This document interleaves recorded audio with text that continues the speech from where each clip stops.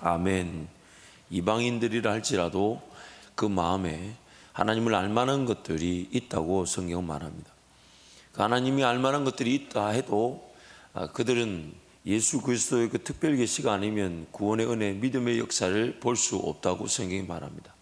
그리고 그 하나님을 알만한 것들에 대해서 방금 읽었던 우리 2장 12절부터 16절 말씀 보면 하나님을 알만한, 이방인들 안에도 하나님을 알만한 것들은 마치 그들에게도 기록되어진 율법의 말씀이 아니더라도 도덕적인 법으로 그 하나님의 그런 법에 대한 감각이 있었다고 말합니다.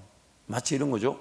어떤 살인을 했다는 것, 그것이 죄로 느껴진다든지, 거짓말을 했을 때, 혹은 그 양심의 가책을 받는 일을 했을 때 그 하나님을 의식할 수 있는, 즉 신적 창조에 대한 도덕적인 선, 그런 개념들이 있었다는 것입니다. 그러면서 율법이 없는 자들이 그런 율법이 없이 어떤 그들의 죄가 깨달아지지 않았다 해도 그들의 삶은 그들의 죄로 말미암아, 행한 일로 말미암아 심판을 피할 수가 없다, 그렇게 말씀하고 있습니다. 그래서 제가 이거를 어떤 주석책의 내용으로 간략하게 정리를 하자면요, 잘 스토트 목사님의 책에 보면 율법 없이 범죄했던 모든 자들은 또한 율법 없이 망할 것이다. 그들은 알지 못했던 기준에 의해 심판받지 않을 것이다. 그들은 율법을 몰랐다는 것 때문이 아니라 그들의 죄 때문에 망할 것이다. 마찬가지로 율법이 있고 범죄했던 모든 자들은 율법으로 말미암아 심판을 받을 것이다. 그들 역시 그들이 몰랐던 기준에 의해 심판받지는 않을 것이다. 하나님은 그날에 전적으로 공평무사하게 심판하실 것이다. 사람들은 율법을 알고 죄를 지었든 모르고 지었든 그들이 죄를 지은 방식에 따라 심판받을 것이다. 안타깝지만 여러분, 고구려 시대 혹은 그 이상의 시대 때 그들이 예수를 전해 듣지 못했는데 그들은 그러면 지옥 가나요? 라고 질문을 던지면, 너무 안타까운 것은 그들이 예수님을 듣지 못했기 때문에 지옥 가는 것이 아니라 그들의 행한 일, 즉 죄악 때문에 지옥을 피할 수 없었던 겁니다. 이 질문이 조금 잘못된 거죠. 잊지 마십시다, 여러분. 우리는 예수님을 듣지 못해 지옥 가는 존재들이 아니에요. 예수 안 믿어서 지옥 가는 게 아니에요. 우리 죄 때문에 지옥 가는 겁니다. 단지 예수님을 믿어야 구원을 받는 것이지만, 그래서 오래전 시대의 사람들이 예수님을 듣지 못했는데 그러면 예수님을 듣지 못한 그들은 불공평한 거 아니냐, 성경이 그렇게 말하지 않죠.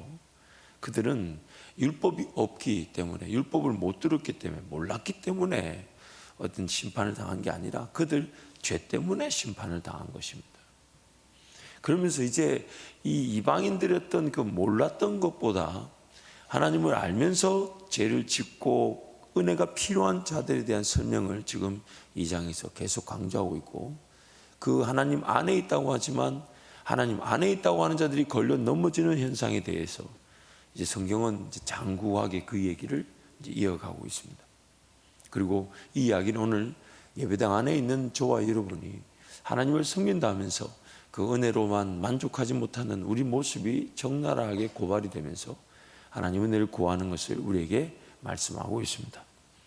그 첫 번째, 율법과 계명과 말씀들에 대한 오해입니다.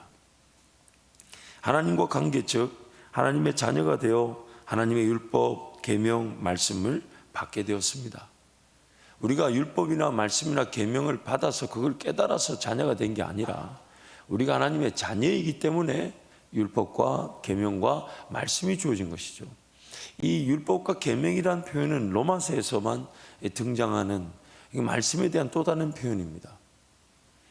율법, 계명, 말씀을 통해 하나님께 선물로 주신 믿음으로 구원받았음을 확인하고 누리게 되었습니다. 여러분, 다시 한번 강조합니다. 오늘 이 말씀을 통해 우리에게 믿음이 더해지지만 이 말씀이 깨달아지는 것도 내가 예수를 믿는 믿음이 선물로 주어졌기 때문에 깨달아지는 것이죠. 예수님을 믿을 수 있는 믿음이 선물로 주어졌기 때문에 예수 믿을 수 있게 된 것입니다. 그러므로 이 말씀의 역할은, 이 말씀의 역할은 나에게 주어진 그 믿음이 무엇인지를 설명해 주는 겁니다. 나에게 허락되어진 하나님의 은혜가 무엇인지를 확인시켜 주는 것이죠. 나에게 주어진 하나님의 능력이 무엇인지가 깨달아지는 것입니다. 그러면서 그 이해될 수 있는 그 믿음으로 말씀을 볼 때 우리는 더 놀라운 하나님의 은혜를 사모하게 되는 것입니다. 여러분, 하나님께서 선물로 주신 믿음이 아니면 이 말씀이 안 믿어집니다. 이 말씀이 안 믿어져요. 하나님이 선물로 주신 믿음이야 이 말씀이 이해되고 받아들여지고 사모되어지고 나를 발견하게 되고 또한 하나님이 이런 원리로 나에게 은혜를 베푸셨구나. 여러분, 주변에 성경책 없어서 예수 못 믿는 사람 있습니까? 없어요. 하나님이 선물로 주신 믿음이 아니면 이 글자가 안 이해되어지지 않고 안 받아들여진다니까요. 말씀을 통해 죄인됨을 발견하고 또 깨닫게 되었습니다. 내가 이런 죄인이구나. 이런 죄 가운데 사로잡혀 있었구나. 하지만 율법을, 계명을, 말씀을 온전히 행하고 이룰 능력이 없다는 것도 알게 됩니다. 이 율법의 말씀, 계명의 말씀, 하나님의 진리의 말씀을 내가 나를 발견하는 계기가 되지만 또한 이 율법의 말씀을 내가 이룰 수 없다는 것을 알게 됩니다. 만약 율법을 이룰 수 있었다면 예수님이 이 땅에 오실 필요가 없었습니다. 성령 하나님의 인도하심이 없이는 그 어떤 율법도 계명도 말씀도 행할 수 없습니다. 율법의 목적은 죄가 무엇이며 죄인들의 상태에 따른 안타까움, 즉 하나님의 말씀을 온전히 행할 수 없다는 것을 드러냅니다. 율법으로는 구원을 받을 수 없다 그래요. 그래서 로마서 3장 20절 말씀 우리 함께 선포하겠습니다. 그러므로 율법의 행위로 그의 앞에 의롭다 하심을 얻을 육체가 없나니 율법으로는 죄를 깨달음이라. 율법을 행함으로 하나님의 자녀가 될 수 없다고 얘기합니다. 율법의 목적은 뭐냐? 죄를 깨닫게 한다는 것이죠. 죄인 줄 모르는 죄인들에게 그 죄로 인한 심판을 피하도록 죄를 규명해 주는 것이 율법입니다. 그러나 죄에서 구원해 줄 수 없습니다. 그래서 죄를 규명하는 율법을 지킨 능력이 죄인들에게 없다는 것입니다. 죄를 죄인줄도 모르는 사람들에게 죄라고 알려준 그 율법이 과연 그 사람들이 그 율법을 지킬 수 있을까요? 상식적으로 원리적으로 맞지 않다는 거예요. 다시 한번요. 죄를 죄인 줄 모르기 때문에 자, 이거 죄야 라고 이렇게 적어서 줬어요. 그럼 이 사람이 받아들고 그걸 지킬 수 있을까요? 없습니다. 이 신앙은요, 다시 한번 강조하지만 내가 지키고 내가 행하고 내가 따르는 게 신앙이 아닙니다. 하나님이 하셔야 되고 하나님이 이끌어 주셔야 되고 하나님이 이루어 주셔야 되는 것입니다. 내가 나를 이길 수가 없습니다.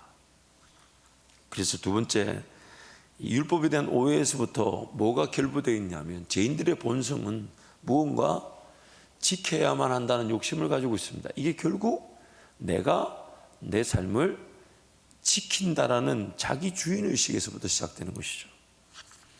죄인됨을 깨닫게 됐고 그 죄를 벗어나가본 갈망이 생겨나게 됐습니다. 이 죄를 깨닫게 됐을 때 이거 죄구나, 이 죄구나. 그럼 우리 마음에 어떤 마음이 드냐면 죄를 빨리 벗어나고픈 갈망이 생깁니다. 구원을 받을 때와 마찬가지로 아무것도 할 수 있는 것은 없는데 죄를 처리하고 죽이고 정리하고 싶은 욕심에 걸리게 됩니다. 그러다 보니까 신앙생활이 엄청난 좌절과 낙심 그리고 회의감에 사로잡히게 됩니다. 그리고 실망하게 되죠. 누구한테 실망하게 되냐면 나한테 실망하고요. 또한 하나님한테 실망하게 됩니다. 나도 죄를 이기고 싶은데 이기지 못하는 나를 보면서 실망하게 되고 지치게 돼요. 제가 이제 소천 대신 장로님이신데 그 장로님 저한테 오셔서 그 권사님이 한숨 쉬시면서 저한테 하셨던 말씀. 거의 30년을 장로로 그리고 신앙생활을 60년 가까이 했는데 술을 못 끊어가지고 그래서 제가 권사님한테 그 장로님 물었어요. 아니 장로님 이 동네에 사신 지가 거의 50년이 넘게 사셨는데 술을 도대체 어디서 그렇게 몰래 드셨냐고 술을 어디서 그렇게 몰래 드셨냐고. 그러니까 그 장로님 권사님 하시는 말씀이 한 번 술 사러 간 가게는 안 간대요.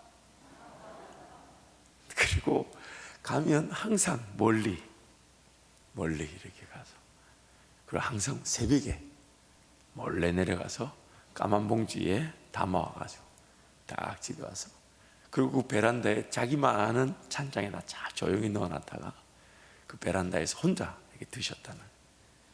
그러니까 이 권사님은 이게 막 너무너무 힘든 거예요. 근데 그날 제가 그 장로님한테 해드릴 수 있었던 얘기는 그 권사님을 더 실망시켰죠. 장로님, 숨어서 쭉 드시기 바랍니다. 제가 이게 뭐 권사님 말고는 괴롭히는 사람도 없고, 물론 끊었으면 좋겠습니다. 장로님 말씀처럼, 권사님 말씀처럼 끊었으면 좋겠고, 왜냐면 건강을 위해서 끊었으면 좋겠고, 또 행여나 그게 들통이 나게 되면 장로님도 권사님도 불편하게 되고, 또 장로로 아는 성도들이 불편하게 되니까 너무 위험한 일이죠. 그렇지만 뭐 안 끊어지는 거 어떡하겠어요. 권사님, 장로님 숨어서 잘 드시기 바랐습니다. 그 말했다고 권사님이 저를 거의 마귀 쳐다보시고. 근데 여러분 보세요. 그 끊고 싶은 걸 그 본인이나 그 권사님 모르시지 않잖아요. 알아요. 근데 자기 마음대로 안 돼요. 여러분 되던가요? 여러분 됩니까? 된다고 여기는 그 사람이 이상한 사람이에요. 물론 그렇다고 해서 적극 권장할 일은 아닙니다. 쭉 하세요, 쭉 드세요, 계속 하세요, 이렇게 말할 일은 아니에요. 아니지만 안 끊어지는 거 어떡하겠어요? 뭐가 필요합니까? 뭐가 필요합니까? 하나님 은혜가 필요한 거예요. 근데 그게 어떻게 해결될지가 우리가 모를 뿐이지, 모르니까 계속 내 방법, 내 생각대로 끊으려고 하니까 끊어졌을까요? 안 끊어졌을까요? 안 끊어졌던, 그러니까 계속 실망하고. 그래서 제가 그 얘기는 나중에 이제 그 장로님 술을 끊고 난 다음에 그 권사님 장로님 그 얘기는 했어요. 지나고 보면 그렇게 술이 안 끊어지는데도 보면 교회 나와 기도하고 예배 드렸던 게 은혜 아니겠습니까? 그 장로님 철칙이 있었어요. 딱 목요일 저녁부터는 일절 안 드셨대요. 왜냐하면 냄새가 날까봐. 여러분, 제가 볼 때는 그 술은 권장할 만한 술 아닐까요? 함부로 말해서는 안 되지만. 근데 여러분, 이게 어떻게 끊어진 줄 아십니까? 그 장로님은 그 말 듣고, 저한테 듣고 굉장한 자유함을 맛보시고, 제가 가고 난 다음에 그날 밤에 코가 삐뚤어지도록 드셨대요. 그러니까 이 권사님이, 그때 제가 전도사였거든요. 저만 보면 째려보시는, 전도사가 더 악하게 만들었대요. 근데요, 어느 날 장로님이 자기가 이렇게 자유한 가운데, 그래 내가 안 들키면 되지, 그래 목요일 저녁부터 안 먹고 냄새 안 풍기면 되지, 그리고 그 권사님 어디 나가 어디 자랑이 나고 어디 기도 제목이라도 나눌 수 있겠습니까? 그러면서 자기가 자유했는데, 자유하다 이렇게 마시고 있는데 한 달 정도인가, 제 기억에 3주인가 4주째 되지 않았을 때 그 술이 갑자기 들고 있는데 자기 자신을 보게 되더라는 거예요. 내가 지금 뭐 하고 있나? 그러면서 술을 사러 가는데 너무 힘들더랍니다.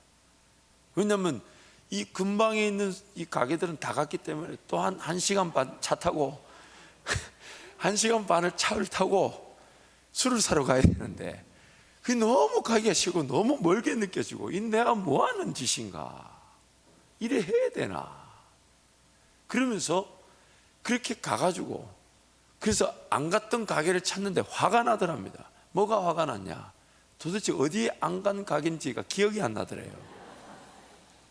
그러면서 이렇게 어쨌든 사가지고 새벽에 와서, 옛날 같았으면 조마조마한 마음으로 들어와서 기쁘게 마셨을 술인데, 술잔을 들고 내가 이거 지금 뭐 하는 짓인가,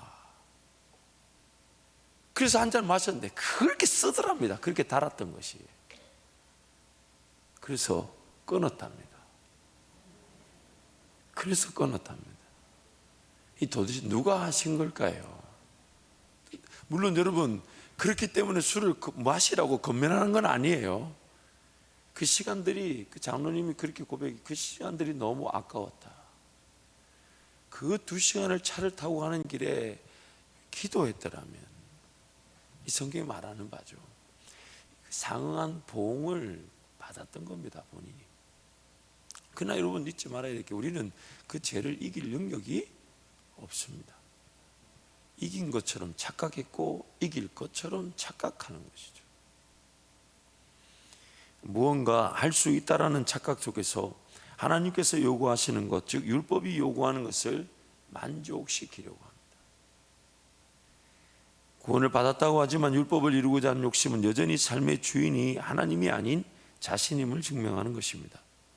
결국 율법을 지키고 이루고자 하는 인간적 모든 시도가 여전히 죄 가운데 사로잡혀 하나님을 거절한 대표적인 현상으로 심판의 대상이 되는 것입니다. 신앙생활 하면서 어느 정도는 나도 무언가를 지키고 이루고 감당할 수 있다는 생각에 속는 것입니다.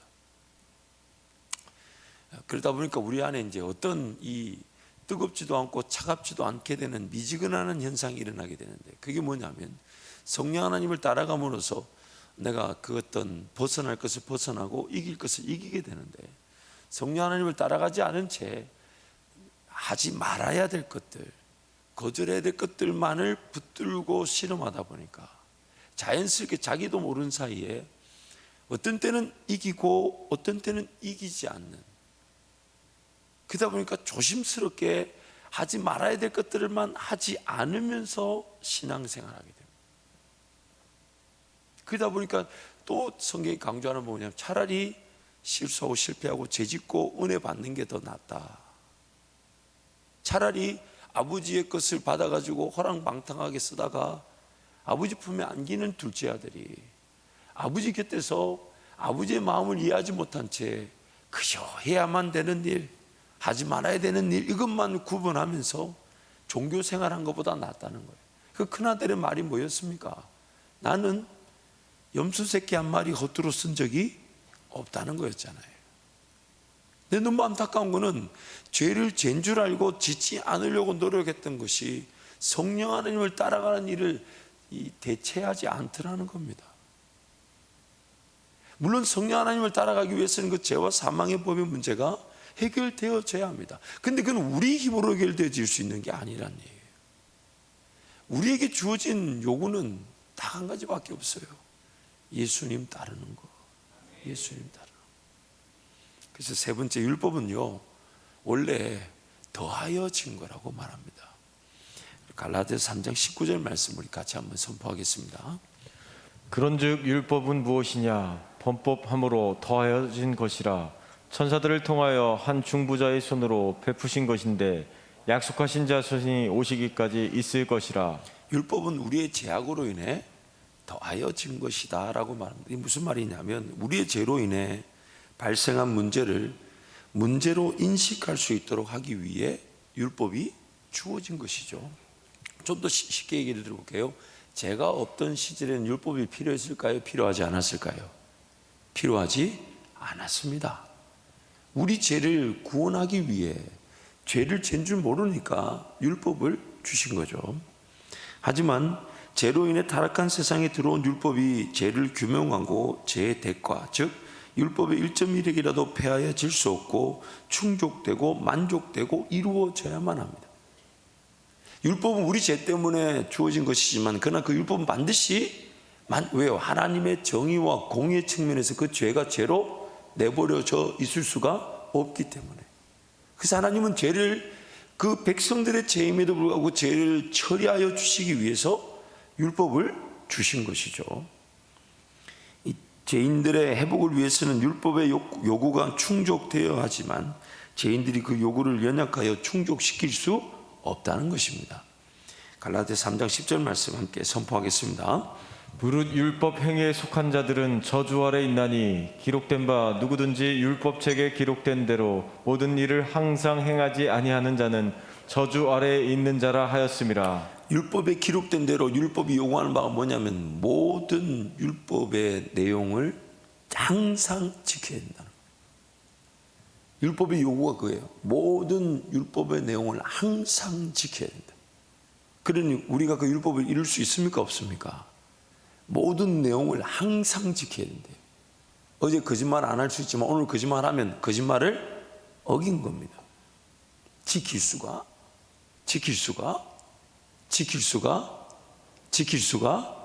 없다는 거예요. 율법의 요구가 해결되어야만이 생명의 성령의 법에 따른 해방과 자유와 행복, 즉 자기만의 길, 자기만의 사명, 자기만의 역할 감당을 통해 하나님의 영광이 나타나는 삶을 누리게 됩니다. 십계명, 모세의 의경, 구약으로 여겨지는 율법은 죄인들이 구원을 받기 위해서 반드시 사전에 해결되어져야만 하는 사항입니다. 자기만의 길에 사명의 길을 걷는다 할 때 율법의 요구가 해결된 길에서 하나님과 동행하는 것입니다. 하나님과 동행하는 길이 아닌 율법의 요구를 자기 힘으로 해결하고자 하는 어리석음에 갇혀 종교 생활하고 있을 수 있습니다.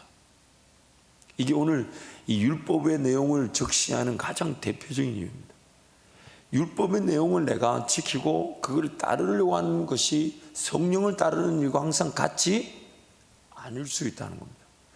성령 하나님을 따라가게 되면 그 율법, 즉 이루어야 될 율법의 내용이 이루어지는 경우가 있습니다.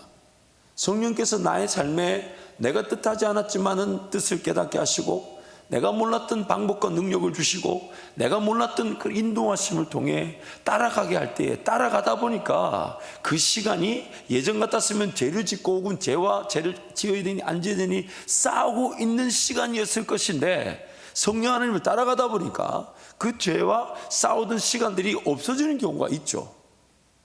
그것이 바로 성령 하나님의 은혜죠.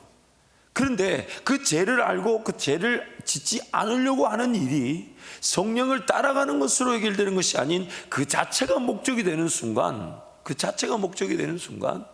죄에 갇혀서 종교 생활함으로 성령 하나님을 따라갈 기회를 놓치고 있을 수 있다는 겁니다. 야, 이거 참, 이게 여러분 오늘 우리의 종교 생활이라는 거예요. 성령 하나님을 따라하는 게 우선이에요. 왜요? 더 이상 하나님은 내 죄에 대해서 죄라고 인정하지 않으십니다. 용서함 받았다고 그러세요. 물론 그렇다고 해서 죄를 지을 수 있냐? 그럴 수 없는 것은 내가 용서함을 받았기 때문에 이 죄는 나와 관계없다고 죄를 지으면 그 사람은 하나님과 아예 관계가 없는 사람일 수가 있어요. 내 죄가 용서함 받았기 때문에 나는 죄를 지어도 된다, 그리고 가서 회개하면 된다. 그러면 과연 그 사람은 그 죄로, 죄의 권세, 죄에서의 그 해방받는 하나님의 은혜를 무시하는 것이죠. 그래서 오늘 나의 관심은 죄가 뭔지, 죄를 뭔지 깨닫는 것, 그리고 그 죄와 싸워 이기는 것이 아니라 성령 하나님을 따라가는 것이죠. 물론 염치 없게 느껴지고 엄청난 죄책감에 시달리기도 합니다. 그렇지만 그것조차도 성령 하나님이 만져주시지 않으면 이기지를 못해요. 참, 내가 지은 죄인데 내가 그 죄를 이기지를 못합니다. 내가 지은 죄인데 그 죄로 인한 죄책감을 내가 이기지를 못해요. 그래서 예수를 따른다는 것은 예수님께서 율법의 요구를 충족시키시고 성취하셨습니다. 우리가 지키고 행하고 만족시킬 수 있는 율법의 요구를 예수님께서 완성하셨습니다. 오늘 우리에게 주어진 은혜는 예수님을 따름으로써 율법의 요구에서 자유로워지는 것이며 동시에 하나님의 창조와 구원의 목적에 따른 삶을 살아가는 것입니다. 신앙생활은 예수님을 항상 의지하는 것입니다. 신앙생활은 예수님 항상 찾고 구하고 바라고 의지하고 따르는 것입니다. 나에게 요구되는 것은 하나도 없습니다. 예수님께서 그 어떤 것도 요구하지 않으십니다. 그냥 따르기만 하면 됩니다. 그냥 바라보기만 하면 됩니다. 그냥 의지하고 믿으면 됩니다. 그냥 주님만 생각하면 됩니다. 근데 이게 우리 마음에 안 든다는 거예요. 뭔가 좀 이길 만한 일을 보고 이길 수 있는 방법이 나타나면 좋겠고, 뭔가 싸워야 될 일에 싸워서 내가 좀 더 그것을 정리하고 포기하고 죽이고 싶은 욕심이 내 안에 있습니다. 그러다 보니까 온전히 막 믿고 가만히 이렇게, 이게 안 돼요.